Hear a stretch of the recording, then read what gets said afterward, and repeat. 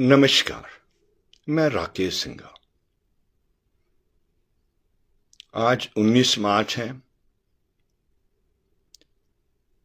और कल के लिए 20 मार्च के लिए सेब उत्पादक संघ व हिमाचल किसान सभा ने आह्वान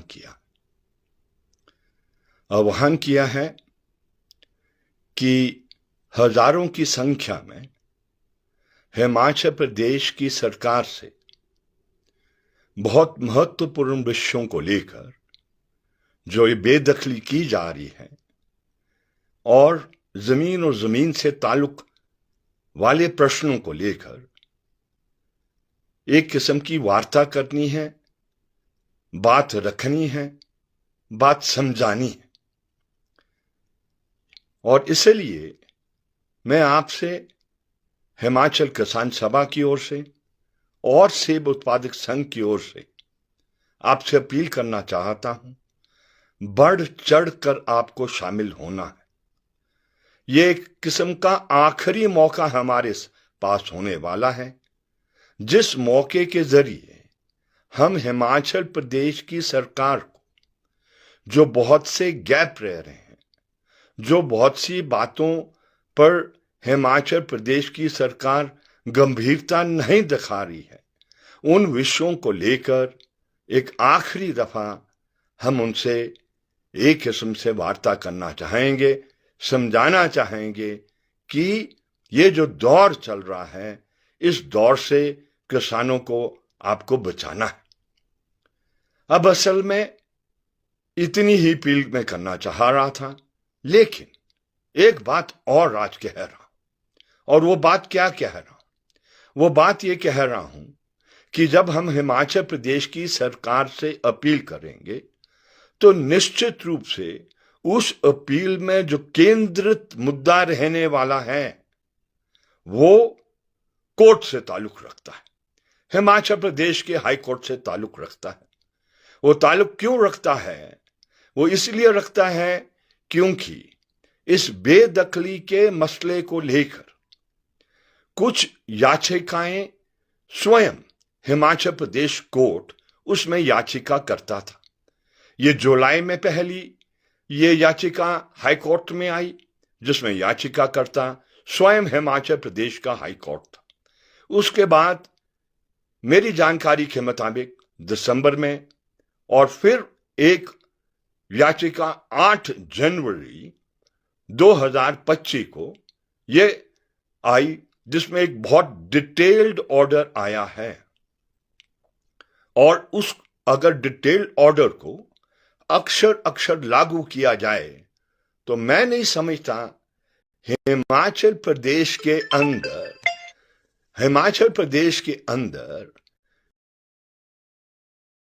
से बचेगा।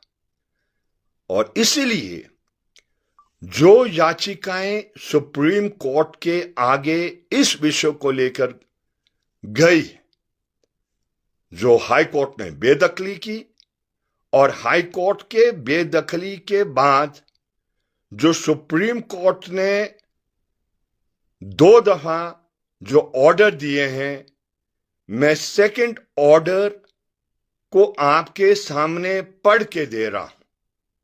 इसलिए पढ़ रहा हूं कि मुझे लगता है, सेब उत्पादक संघ को लगता है, हिमाचल किसान सभा को लगता है, इस ऑर्डर का अध्ययन हिमाचल प्रदेश की सरकार ने गंभीरता में नहीं किया है।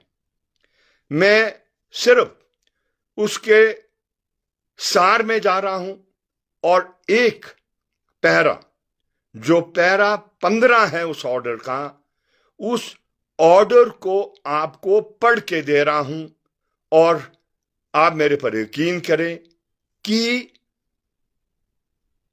वो जिस रूप में सुप्रीम कोर्ट ने उस ऑर्डर को दिया है, मैं एक एक शब्द अंग्रेजी में पढ़कर उसका सार हिंदी में आपके सामने रखना चाहता। और ये ऑर्डर है सुप्रीम कोर्ट का, टाइटल इसमें है, यह है Supreme Court of India record of proceedings, special leave petition civil, इसमें याचिकाकर्ता जो एसएलपी फाइल की है Neta Ram versus state of Himachal Pradesh and others, और ये ऑर्डर सुप्रीम कोर्ट ने ये 27/2/2025 को दिया है। अब इसका क्या पहलू मैं आपको पढ़ के सुनाना चाहता हूं, वो है इस ऑर्डर का पैरा 15। इस ऑर्डर का पैरा 15 ये पेज 10 सुप्रीम कोर्ट के ऑर्डर में दिया। क्या है ऑर्डर में? We are little surprised that these infirmities in the original order of eviction as well as the appellate order went unnoticed by the High Court, which proceeded to dismiss the writ petition of Babu Ram. Reasonable and adequate opportunity of defense not having been extended, we have not the slightest hesitation to set aside the original order of eviction, the appellate order, and the order of the High Court dismissing the writ petition ordered accordingly. अब इसका सार क्या है? इस का सार ये है कि आप जानते हैं कि बाबू राम एंड अदर्स में सुप्रीम कोर्ट इस नतीजे पर आई कि जो बेदखली की गई थी उस बेदखली में जो बुनियादी बातें कानून की होती है, क्या है बुनियादी बात? कि आप किसी को सजा नहीं दे सकते बगैर उसको सुने हुए। तो ये बुनियादी बात है कानून की, आप किसी को सजा नहीं दे सकते, आपको उसको सुनना है, वो गुनाहगार क्यों ना हो, आपको सुनना है और उसको एविडेंस देने का मौका देना है। अपनी बात में जो भी वो तर्क रखना चाहता है, वो जो भी सबूत पेश करना चाहता है, उस सबूत को आपको अप्रिशिएट करना है। सही है नहीं है वो कोर्ट ने तय करना है, ये है। और जब आप ऑर्डर देंगे तो वो स्पीकिंग ऑर्डर होना चाहिए, वो ऐसा ऑर्डर होना चाहिए जो तर्क संगत हो, न्याय संगत हो, उसका सारा पहलू क्यों आप उस नतीजे पहुंचे हैं वो होना चाहिए। लेकिन दुर्भाग्यपूर्ण आप हमारे से पूछो, ये जो बेदखली 2015 में चली, 16 में चली, 17 में चली, 18 में चली, ये बेदखली किस रूप में हुई कि जो गरीब आदमी है उन गरीब आदमियों को बुलाया गया, कहां डीएफओ ऑफिस में, क्या कहा गया? बोला आप दस्तखत कीजिए। जिसको बुलाया उसने पूछा दस्तखत किस बात के? बोला कि आप दस्तखत करो, नहीं तो कल हम आ रहे हैं, आपकी बिजली भी कटेगी, पानी भी कटेगी, मकान पर ताला भी लगेगा और आपके बगीचे के पेड़ कट जाएंगे।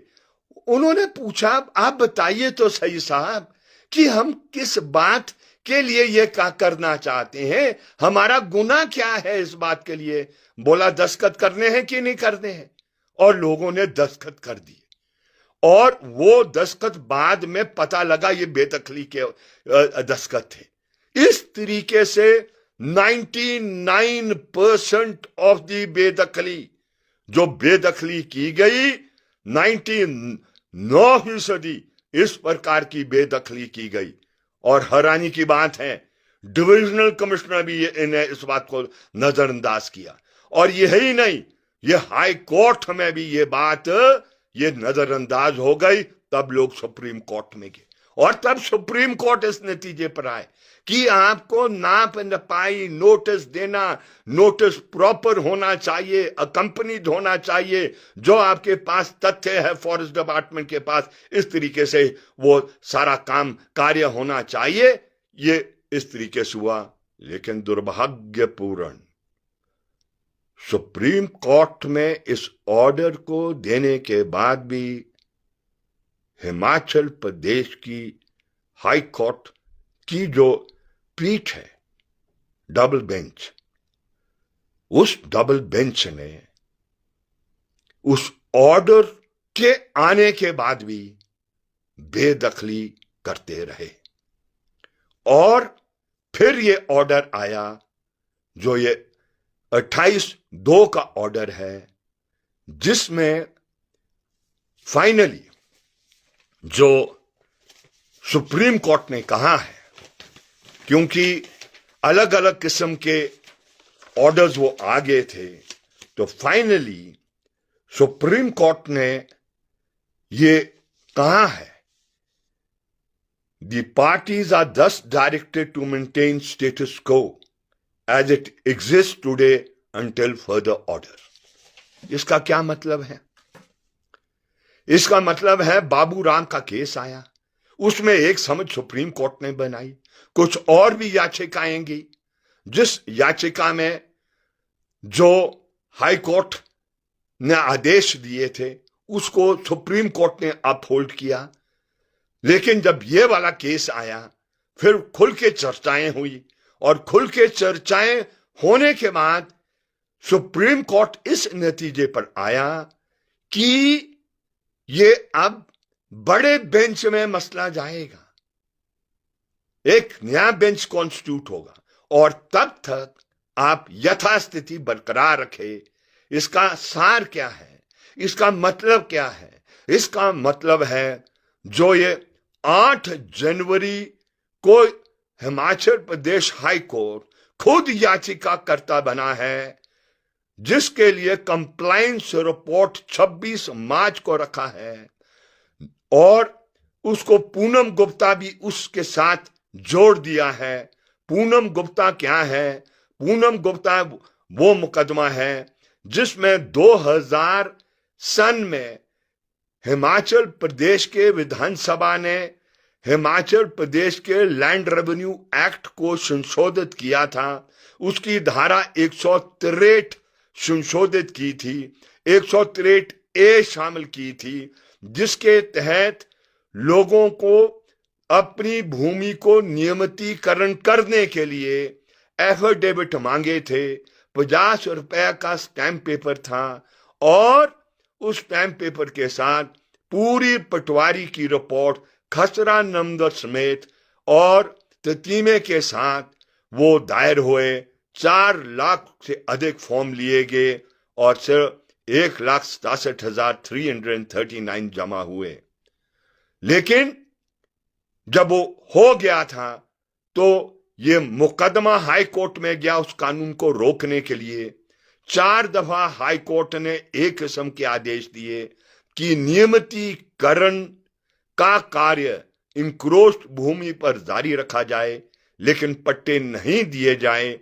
ये 4 खंडपीठों ने ये दिए, अलग अलग समय में दिए। जस्टिस कमलेश गुप्ता के कोर्ट ने दिए, जस्टिस लोकेश्वर पांटा के कोर्ट ने 2 दफा दिए, जस्टिस अरुण गोयल के कोर्ट ने 1 दफा दिए, 4 दफा मिलते जुलते आए अभी तक। और उसके बाद ऑर्डर, मीर साहब का भी ऑर्डर आया, वो भी मिलता जुलता है। उन्होंने कहा कि गरीब को नहीं छेड़ा जाए, क्योंकि ये सरकार की एक नीति है जमीन को देने की, जो उन्होंने भेजी है केंद्र सरकार को, और इसलिए वो उसकी निजी भूमि और इंक्रोच भूमि किसी भी तरीके से 10 बीघे से अधिक नहीं होनी चाहिए। लेकिन यह भी राइडर दे दिया कि यह कानूनी है कि नहीं है, उस पर हम टिप्पणी नहीं करेंगे।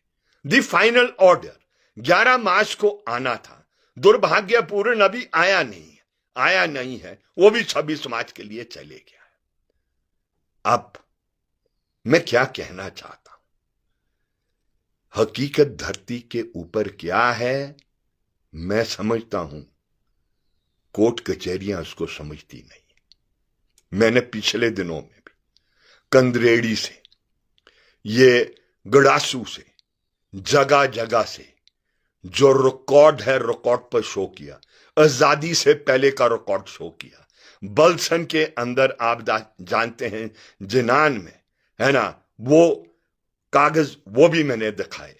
ये आप जानते हैं, जुब्बल के अंदर सन 2018 में, जिस समय जयराम ठाकुर जी हिमाचल प्रदेश के मुख्यमंत्री थे, कुशाल चंद का 40 बीघा बगीचा कट गया।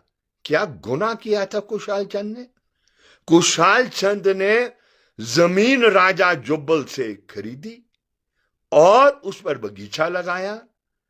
कागजों में वो भूमि हिमाचल प्रदेश की सरकार को सीलिंग से ऊपर चलेगी थी। ये तो जानकारी नहीं थी कुशाल चंद को। वो तो खरीद फरोख्त की, लेकिन वो जो मेहनत कुशाल चंद के परिवार ने की वो थी वही नहीं। 2018 में उसी समय ज्ञान सिंह और उस परिवार के 16 बीघे भूमि जिस पर वृक्ष लगे थे काट दिए गए। निजी भूमि, मलकियत भूमि। क्या गुनाह किया? कंदरेड़ी में मैंने 1914-15 के कागज दिखाए। 1953 का मजिस्ट्रेट का ऑर्डर दिखाया जो 1954 में दिया है। मजिस्ट्रेट ने क्या कहा?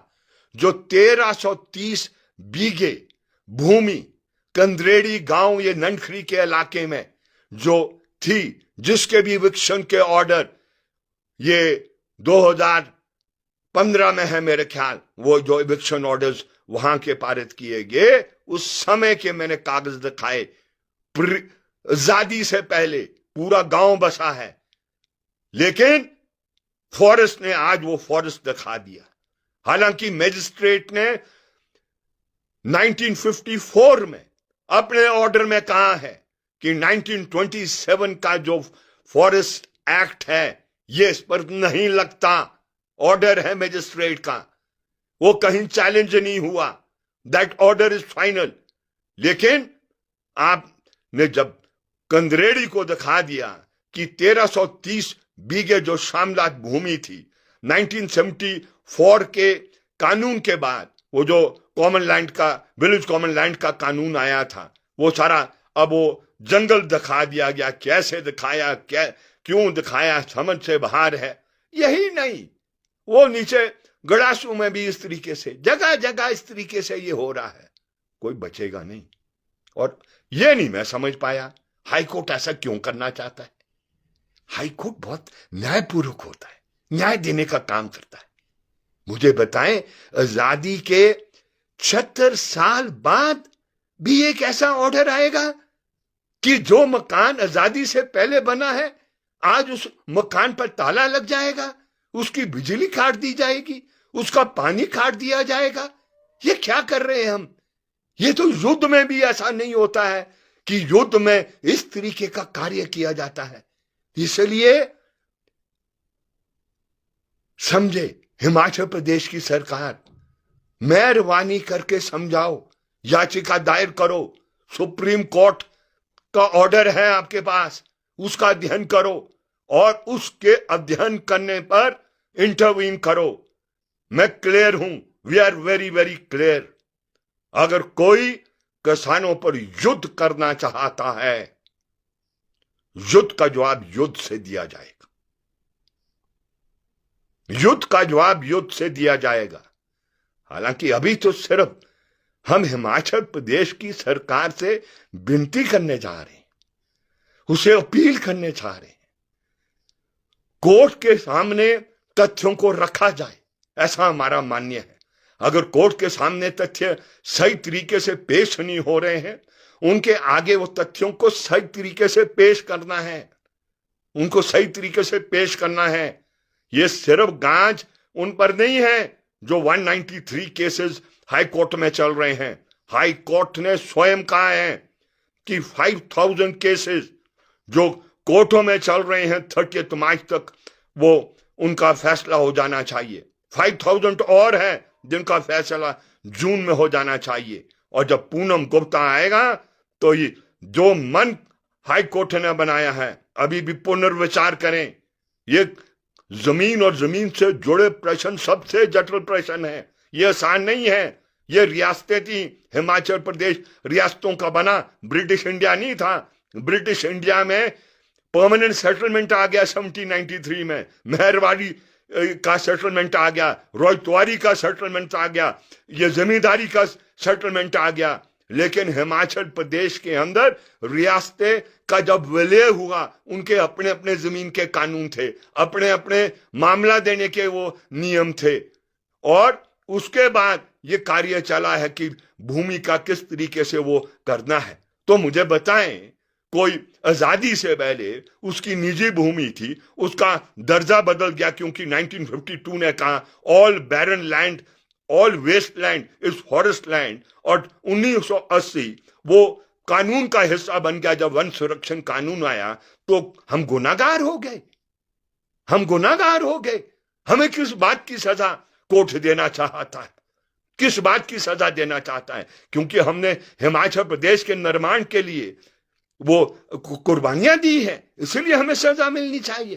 प्लीज, है ना, बेरुदमी, है ना, ये भावनाएं हैं, गरीब की भावनाएं हैं। ये ख्याल करे, जब हम बात रखते हैं तो उसकी बात रखते हैं जो 5 बीघे वाला है, 2 बीघे वाला है, जो लैंडलेस है।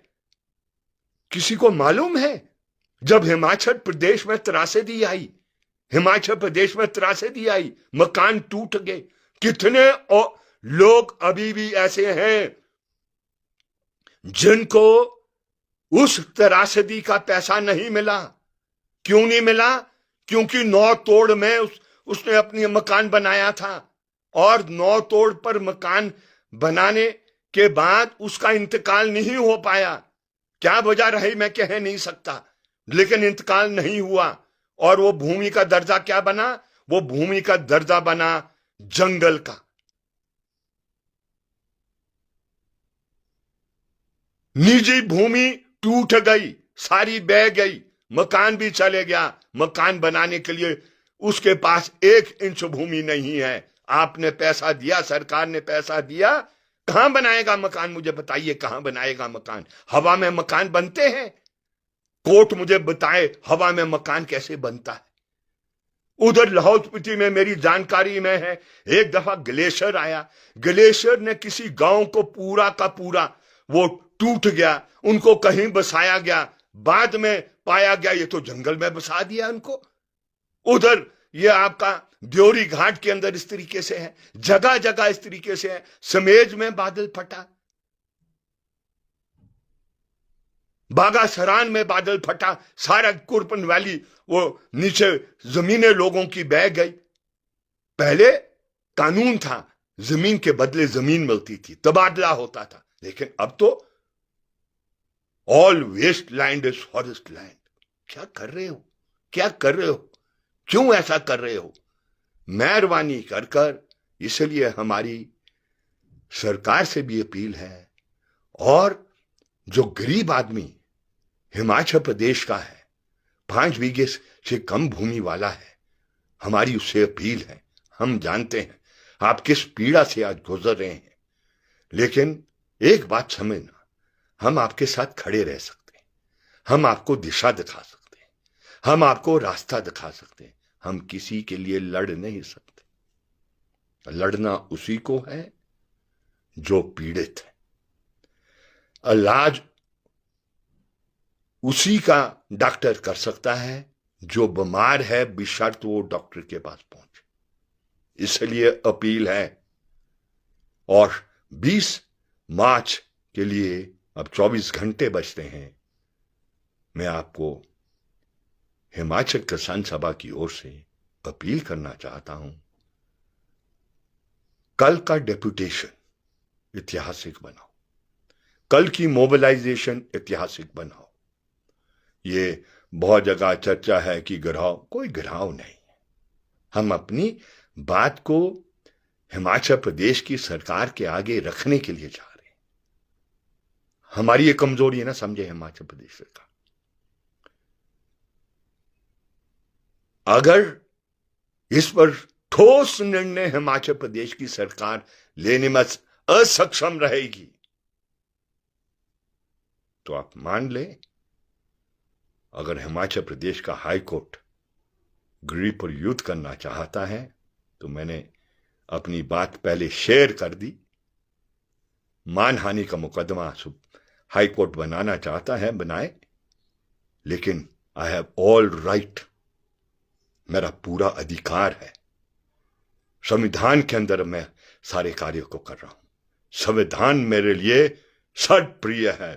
द मोस्ट सीक्रेट डॉक्यूमेंट अगर मैं किसी को मानता हूं इस देश में, वो हमारा संविधान है।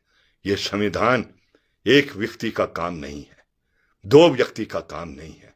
ये संविधान बना राष्ट्रीय मुक्ति आंदोलन की जो कुर्बानियां हुई, लाखों लाख कुर्बानियों का सार उस संविधान में गया है।